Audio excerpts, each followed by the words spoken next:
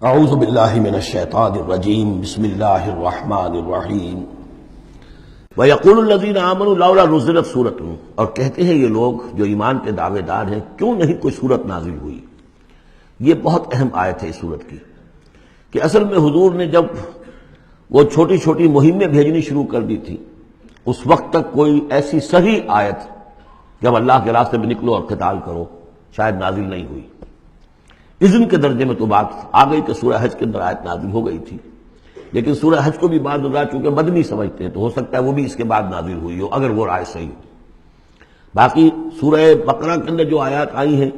وہ بھی یہ ہے کہ جب وہ تم سے جنگ کریں، قاتلوا فی سبیل اللہ الذین یقاتلونکم، اور بظاہر ہجرت کے بعد ابتدا ابھی مکے والوں کی طرف سے نہیں ہوئی تھی، انیشیٹو حضور نے لیا ہے، چھوٹے چھوٹے دستے آپ نے بھیجنے شروع کر دیے، ان کا گھیراؤ گویا کہ آپ کر رہے۔ ایک تو پولیٹیکل آئسولیشن آف قریش کہ جہاں بھی آپ گئے 4 مہموں میں تو آپ خود بھی تشریف لے گئے، 8 مہمات ہیں کل بدر سے پہلے، جن میں سے 4 میں آپ نے بھی شرکت فرمائی، اس لیے وہ غزوات کہلاتے ہیں۔ عام ہمارا خیال ہے کہ پہلا غزوہ جو ہے غزوہ بدر ہے، اس سے پہلے 8 ہیں مہمات، جن میں سے 4 سرایا ہیں جن میں حضور تشریف نہیں لے گئے، مسلمانوں کو آپ نے بھیجا، اور 4 غزوات ہیں۔ جہاں آپ گئے وہاں جا کر آپ نے وہاں کے قبیلے سے، اس علاقے میں جو قبیلہ آباد تھا اس سے آپ نے صلح کر لی۔ اب یا تو وہ پہلے حلیف تھا قریش کا، اب حلیف بن گیا وہ حضور کا صلی اللہ علیہ وسلم، یا یہ کہ نیوٹرل بن گیا، اس نے کہا کہ نہ ہم آپ کی مدد کریں گے قریش کے خلاف، نہ قریش کی مدد کریں گے آپ کے خلاف۔ نتیجہ یہ ہوا کہ پولیٹیکل جو انفلوئنس تھا، zone of influence, political influence Quraysh کا وہ کم ہو رہا ہے۔ پھر آپ نے قافلوں کا پیچھا کیا تو اس سے اندازہ ہوا کہ اب ان کی لائف لائن جو ہے، ان کی تو شہرت تھی وہ، اس کے اوپر آپ نے ہاتھ ڈالا۔ یہ چیزیں چونکہ آپ کی طرف سے ہوئی ہیں، اس وقت تک مکے والوں کی طرف سے جو بھی کچھ انہوں نے کیا، مکے میں ستایا مارا پیٹا، وہ تھے اپنی جگہ۔ ہجرت کے بعد ان کی طرف سے کوئی اقدام نہیں ہوا۔ اس پر یہ لوگ جو تھے، جو ذرا اس جنگ وغیرہ سے اور اس معاملے سے اپرا رہے تھے، تو ان کو ایک دلیل ملی ہوئی تھی، وہ کہتے تھے لولا نزلت سورۃ، کیوں نہیں کوئی سورت نازل ہو جاتی۔ یہ تو محمد صلی اللہ علیہ وسلم نے خود ہی اپنا ایک سلسلہ شروع کر دیا ہے اپنی ذاتی رائے سے۔ ان کا خیال ہوگا جیسے کوئی مہم جو انسان ہوتا ہے، تو شاید اسی طریقے سے اب یہ جو ہے مہم جو انسان بن گئے۔ لولا نزلت سورۃ فاذا انزلت سورۃ محکمۃ، پھر جب ایک محکم سورت نازل کر دی گئی، وذکر فیہا القتال، اور اس میں قتال کا حکم آ گیا۔ رأیت الذین فی قلوبہم مرض، تو اب تم دیکھو گے ان لوگوں کو کہ جن کے دلوں میں روگ ہے، ینظرون الیک نظر المغشی علیہ من الموت، اب آپ کی طرف ایسے دیکھیں گے جیسے وہ شخص دیکھتا ہے جس پر موت کی غشی طاری ہو رہی ہوتی ہے۔ دلیل ان کی ختم ہو گئی۔ اب وہ کہتے تھے کہ آیت اترے، کو قرآن نازل ہو جس سے معلوم ہو کہ اب قتال ہے، یہ اللہ کا حکم ہے۔ اسی لیے اسی آیت میں جو لفظ قتال آیا ہے، اسی کے حوالے سے اس سورت کا نام سورہ قتال بھی ہے۔ فَإِذَا أُنزِلَتْ سُورَةٌ مُحْكَمَةٌ وَذُكِرَ فِيهَا الْقِتَالُ رَأَيْتَ الَّذِينَ فِي قُلُوبِهِم مَّرَضٌ يَنظُرُونَ إِلَيْكَ نَظَرَ الْمَغْشِيِّ عَلَيْهِ مِنَ الْمَوْتِ فَأَوْلَىٰ لَهُمْ، تو افسوس ہے ان پر، بربادی ہے ان کے لیے۔ طاعۃ وقول معروف، دیکھو ایمان لائے ہو، ایمان کا دعویٰ کر رہے ہو تو اطاعت لازم ہے تم پر، طاعۃ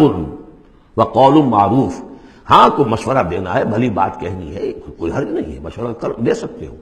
اچھی بات کہہ سکتے ہو، لیکن اطاعت کرنی پڑے گی۔ فَإِذَا عَزَمَ الْأَمْرُ، مشورے کے بعد جب فیصلہ ہو جائے، ایک بات طے ہو جائے، فَلَوْ صَدَقُوا اللَّهَ لَكَانَ خَيْرًا لَهُمْ، تو اب اگر انہوں نے جو وعدہ اللہ سے کیا ہوا تھا اور جو میثاق ایمان ان کا ہے، اس کو اگر یہ سچا کریں گے، ثابت ہوں گے سچے، تبھی ان کی خیریت ہے، تبھی ان کے لیے بہتری ہے۔ فَهَلْ عَصَيْتُمْ إِن تَوَلَّيْتُمْ أَن تُفْسِدُوا فِي الْأَرْضِ وَتُقَطِّعُوا أَرْحَامَكُمْ،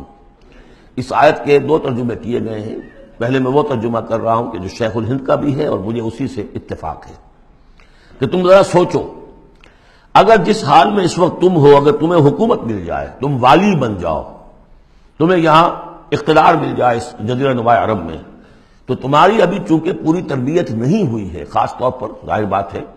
کہ جو انصار مدینہ تھے، ابھی ایمان لائے تھے، ان کی تربیت تو نہیں ہوئی، ان میں ایک بڑی تعداد ایسے لوگوں کی بھی شامل تھی، آپ کو معلوم ہے کہ جو منافق تھے۔ آخر غزوہ احد میں 1/3 نفری جو ہے وہ نکل کر چلی گئی تھی، تو معلوم ہوا کہ اس میں اتنی بڑی تعداد میں منافق بھی تھے۔ اگر اس حال میں تمہیں کہیں حکومت مل جائے تو تم کیا کرو گے؟ تفسدوا فی الارض، زمین میں فساد مچاؤ گے، وتقطعوا ارحامکم، اور اپنے رحمی رشتے کاٹو گے۔ یہ بات سمجھنی چاہیے ان جماعتوں کو بھی کہ جو چاہے اپنے دانش میں دین کے لیے اقتدار حاصل کرنا چاہتی ہیں کہ ہم دین کو قائم کرنے کے لیے چاہتے ہیں کہ ہمارا غلبہ ہو، لیکن یہ کہ اگر وہ اپنے کارکنوں کی تربیت پہ زور نہیں دیں گے، ان میں خلوص اور اخلاص اور للہیت، خالص اللہ کے لیے جو کرنا ہے اللہ کے لیے اور دین کے احکام کے مطابق، اگر ان جماعتوں کے کارکن جو ہیں وہ اس کی پوری تربیت یافتہ نہیں ہوں گے تو ہو سکتا ہے کہ بجائے اگر انہیں کہیں اختیار مل جائے تو بجائے کہ اصلاح کے اور فساد ہو جائے۔ اور پہلا فساد تو اس اعتبار سے کہ بہرحال وہ لوگ فاسق اور فاجر تھے، انہوں نے جو فساد مچایا سو مچایا، لیکن اگر دین کے نام پر کہیں فساد مچ جائے تو پھر دین بدنام ہو جائے گا۔ یہ ہے مضمون کہ جو یہاں اس آیت میں آیا ہے کہ ابھی تمہیں امتحانوں میں سے گزرنا پڑے گا،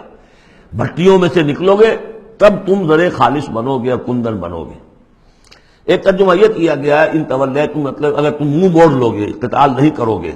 تو اس کا نتیجہ یہ نکلے گا کہ زمین میں فساد ہوگا اور تم اپنے رحمی رشتے قطع کرو گے۔ لیکن میرے نزدیک پہلا مضمون، یہ ترجمہ میں آپ کو پڑھ کر سنا رہا ہوں، شیخ الہند کا ہے، پھر تم سے یہ بھی توقع ہے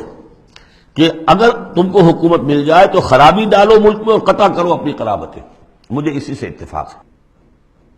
اولئک الذین لعنہم اللہ فاصمہم واعمی ابصارہم، یہ وہ لوگ ہیں کہ جن پر اللہ تعالیٰ نے لعنت کی ہے اور انہیں بہرا بھی کر دیا ہے اور ان کی نگاہوں کو اندھا کر دیا ہے۔ افلا یتدبرون القرآن ام علی قلوب اقفالها، کیا یہ قرآن پر تدبر نہیں کرتے؟ قرآن پر تدبر کریں، اس کے بین السطور بھی تو پڑھیں۔ غلبہ دین کی جد و جہد میں یہ سارے مراحل آنے والے ہیں، یہ تو ان سے پہلے کہہ دیا گیا تھا، سورہ عنکبوت میں آ چکا تھا۔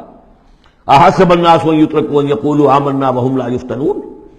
کیا لوگوں نے یہ سمجھا تھا کہ صرف یہ کہنے سے کہ ہم ایمان لائے انہیں چھوڑ دیا جائے گا اور بخش دیا جائے گا اور انہیں آزمایا نہیں جائے گا؟ وَلَقَدْ فَتَنَّا الَّذِينَ مِن قَبْلِهِمْ فَلَيَعْلَمَنَّ اللَّهُ الَّذِينَ صَدَقُوا وَلَيَعْلَمَنَّ الْكَاذِبِينَ، ہم نے تو ہمیشہ جو بھی ان سے پہلے تھے ان کو بھی آزمایا ہے، اور اللہ تو صاف کھول دے گا، واضح کر دے گا کہ کون حقیقت میں سچے مومن ہیں اور کون جھوٹ موٹ کے مومن بنے ہوئے ہیں۔ اور اسی صورت میں آگے بھی آ گیا فَلَيَعْلَمَنَّ اللَّهُ الَّذِينَ آمَنُوا وَلَيَعْلَمَنَّ الْمُنَافِقِينَ، اللہ تو بالکل دودھ کا دودھ پانی کا پانی جدا کر دے گا کہ اللہ تعالیٰ کھول دے گا کہ کون واقعی مومن اور کون منافق ہے۔ تو کیا یہ لوگ قرآن پر تدبر نہیں کرتے یا ان کے دلوں پر قفل پڑ چکے ہیں؟ ان الذین ارتدوا علی ادبارہم من بعد ما تبین لہم الہدی، یقیناً وہ لوگ جو اپنی پیٹھوں کے بل مڑ جائیں گے اس کے بعد کہ ان پر ہدایت واضح ہو چکی ہو۔ الشیطان سول لہم، شیطان نے در حقیقت ان کے لیے یہ مرحلہ ارتداد کا اور پیچھے مڑ جانے کا آسان کر دیا ہے۔ وَأَمْلَىٰ لَهُمْ، اور ان کو بڑی طول عمل کے اندر پھنسا دیا ہے، لمبے لمبے ان کی امیدیں ہیں دنیا کے اندر۔ ظاہر بات ہے دنیا میں بڑے بڑے نقشے بنا رکھے ہیں، تو اب یہ میدان جنگ میں جاتے ہوئے تو انسان کترائے گا۔ ذَلِكَ بِأَنَّهُمْ قَالُوا لِلَّذِينَ كَرِهُوا مَا نَزَلَ اللَّهُ سَنُطِيعُكُمْ فِي بَعْضِ الْأَمْرِ، یہ اس لیے ہے کہ انہوں نے کہا ان لوگوں سے جنہیں ناپسند ہے وہ شے جو اللہ نے نازل کی۔ اللہ نے قرآن نازل کیا، یہ ناپسند کس کو تھا؟ قریش کو تھا، کفار کو اور یہود کو۔ تو یہ لوگ یہ ایمان تو لے آئے تھے، لیکن یہ کہ ان کے اندر وہ روگ تھا، دلوں میں وہ مرض تھا، وہ نفاق کی بیماری جڑ پکڑ چکی تھی۔ وہ یہ کہتے تھے ذالک بانہم قالوا للذین کرہوا ما نزل اللہ، جن لوگوں کو یہ اللہ کے اتاری ہوئی کتاب اور اللہ کے اتارے ہوئے احکام پسند نہیں آتے، ان سے جا کر انہوں نے کہا سنطیعکم فی بعض الامر، کہ دیکھیے ہم اگرچہ ایمان تو لے آئے ہیں، وہ محمد کی بات تو ہمیں ماننی ہے، لیکن ہم آپ کی بھی اطاعت جاری رکھیں گے، کچھ چیزوں کے اندر آپ کی بات پر ہم عمل کریں گے، آپ کا حکم مانیں گے، آپ یہ نہ سمجھیے کہ ہم نے آپ سے اپنا رشتہ بالکل توڑ لیا۔